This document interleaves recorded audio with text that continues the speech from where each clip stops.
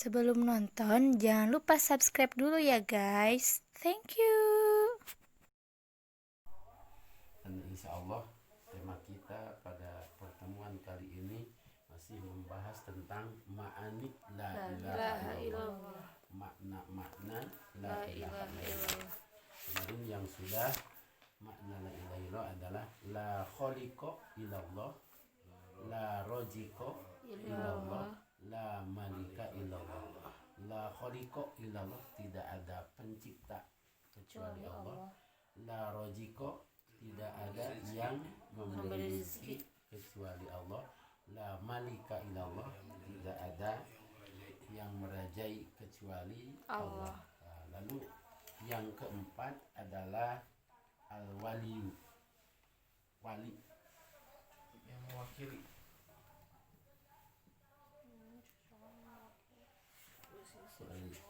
Tapi yang ketiga belum ada Qurannya. Kemarin teh belum dibahas. Buktinya banyak itu. Tapi belum ada QS-nya. Wah, Al-Malik. Al-Malik QS sabaraha? Wala taj'alid dunya akbaro hamana wala mablago ilmana. Al-Malik itu ya, banyak itu mah. Berarti sabaraha? Maliki Yaumidin. Salah satuna. Ayat pertama juga Maliki Ayat Yaumidin, yang merajai hari kiamat. QS 1 nya. Walia berarti la walia ilallah. Waliya.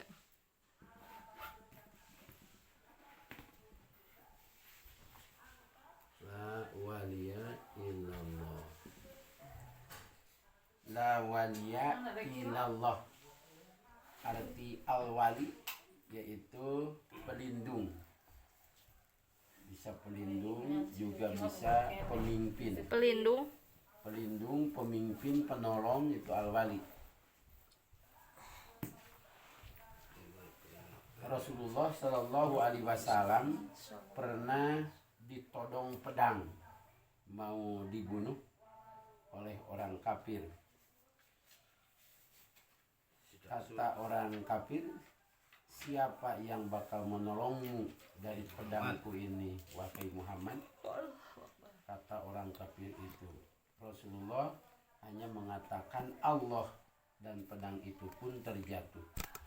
Beliau memungut pedang dan ganti menodong kepada orang kafir tersebut sambil berkata, siapa yang bisa menolong kamu dari pedang ini? Sambil gemetar orang itu menjawab, tidak ada ya Muhammad, kecuali engkau mau memaafkanku. Maka Rasulullah mengembalikan pedang itu kepadanya dan menyuruhnya kembali kepada kaumnya. Akhirnya orang itu masuk Islam, bukan karena takut kepada Rasulullah, melainkan terkagum-kagum pada keagungan sifat beliau. Rasulullah bukan menebar dendam, melainkan menebar kasih sayang dan kedamaian. Jadi ketika Rasulullah ditanya oleh seorang kafir tadi, siapa yang akan menolongmu dari pedangku ini, ternyata yang dikatakan oleh Rasul itu adalah Allah. Maka setelah Rasul mengatakan bahwa yang akan menolongnya itu adalah Allah, pedang itu langsung jatuh dari tangan orang kafir. Lalu diambil Rasulullah dan dikembalikan, ditodongkan kepada orang kafir. Tapi ketika orang kafir ditanya oleh Rasul, siapa yang akan menolongmu dari pedang ini, ternyata orang kafir itu tidak menjawab Allah, tidak. Tetapi bahasanya, tidak ada yang akan menyelamatkanku kecuali apabila kamu memaafkan. Nah, akhirnya Rasulullah memberikan pedang tersebut kepada orang kafir, lalu disuruhnya pulang. Maka dari sifat Rasulullah yang mulia ini, artinya Rasulullah tidak membalas dendam, tapi ternyata penuh sifat kasih sayang kepada orang kafir itu. Akhirnya orang kafir itu masuk Islam. Jadi masuk Islamnya orang kafir tersebut bukan karena takut oleh Rasulullah, bukan, tetapi karena merasa kagum dengan sifat Rasul, tidak merasa dendam gitu. Jadi padahal upami urang mah mending sabetkeun gitu nya, tapi ternyata Kanjeng Rasul teu dititah Islam di ka manehna teh gitu. Ngan dititah balik gitu. Dititah balik kayak gitu kan belum mikir manehanana. Jadi langkung isinin. Maka sama kadangkala upami aya nu sanes berbuat dolim ka urang oge langkung isinin saupami ku urang dibalas kedolimanana gitu, diantep gitu kadangkala langkung isin daripada ku urang dilawan malah teh kalah kabeuki ngalawan deui gitu. Nah, ieu ngarupikeun salah seueus sifat yang mulia dari Rasulullah yang harus kita tanamkan di jiwa kita masing-masing, harus diikuti, harus dijadikan contoh gitu, bahwa Rasulullah itu bukan penendam gitu. Tidak ada sedikit pun rasa dendam di dalam hati. Lalu yang kelima, ini tidak ada dalilnya, nanti aja dicarilah di dalam Al-Quran. Yang kelima itu makna daripada la ilaha illallah adalah hakim. Hakim. Membuat hukum hakim itu.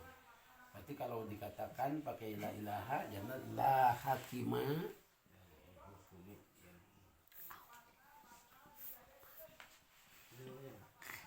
Illallah, la hakima illallah. Arti hakim adalah pembuat hukum. Jadi tidak ada pembuat hukum kecuali Allah. Ini tidak dapat dipisahkan dari kesadaran bahwa kita ini makhluk. Bahwa kita ini makhluk. Tidak satupun produk yang tidak memiliki ketergantungan kepada pembuatnya. Jadi kalau kita merasakan bahwa kita ini adalah makhluk yang tentunya ada yang menciptakan kita, maka seharusnya kita merasa sangat membutuhkan bergantung kepada Kholik pembuat kita gitu. Karena saban produk anu di damel naonnya sabikeun elektronik itu sangat tergantung kepada pembuatnya gitu.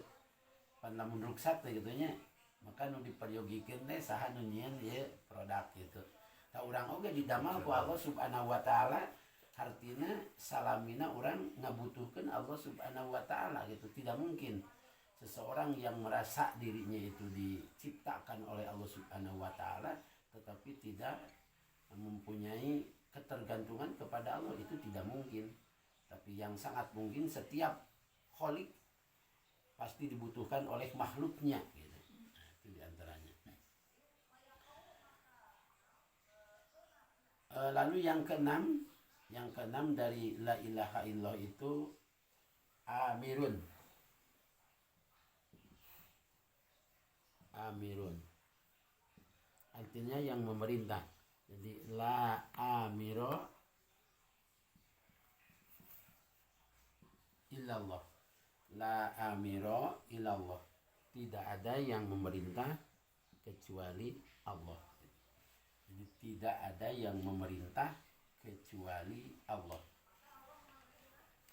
Keyakinan terhadap hal ini menimbulkan kesadaran bahwa kita ini ialah jundi atau tentara Allah. Jadi kita ini adalah Amiru teh apa? amir itu pemimpin atau pemimpin yang memerintah. Pemerintah atau amir itu adalah pemerintah gitu.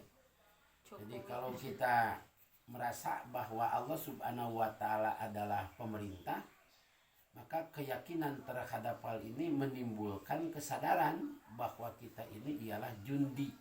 Artinya jundi itu adalah tentara Allah. Jadi kita itu adalah tentara Allah. Seperti Allah berfirman di Al-Quran surat ke-48. Baca hei. Ayat keempat, walillahi junudus samawati wal ard. Walillahi junudus samawati wal ard. Dan kepunyaan Allah lah tentara langit dan bumi. Jadi Allah Subhanahu wa taala itu mempunyai tentara-tentara.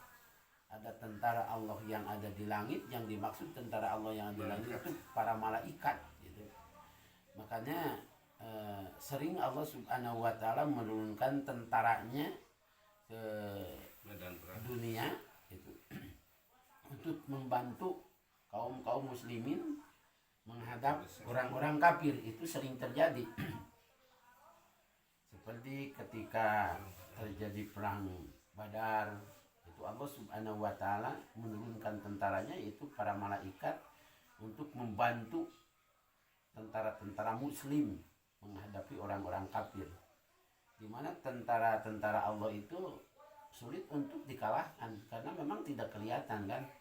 Jadi para malaikat kan diturunkan kalau ketika ciri gitu. Bahkan di waktu perang teh seueur anu katalis sirate ujug-ujug pating gelencang we bisa jeung awakna, tapi teu kata ngali anu ngadekna ngabunuhna. Nah, itu artinya dibunuh oleh tentara-tentara Allah, yaitu para malaikat. Dan Allah pun mempunyai tentara di dunia. Yang dimaksud tentara Allah di dunia itu adalah kita gitu. Sebagai makhluknya, itu jundi tentara Allah.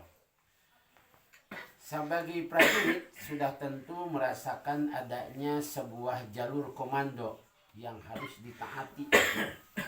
Jadi kalau kita merasakan bahwa kita itu adalah jundullah, prajurit Allah Subhanahu wa taala, tentara Allah Subhanahu wa taala, biasanya kalau di prajurit itu ada yang namanya komando kan, komandannya. Jadi komandan itu Allah Subhanahu wa taala bagi kita sebagai komandan gitu.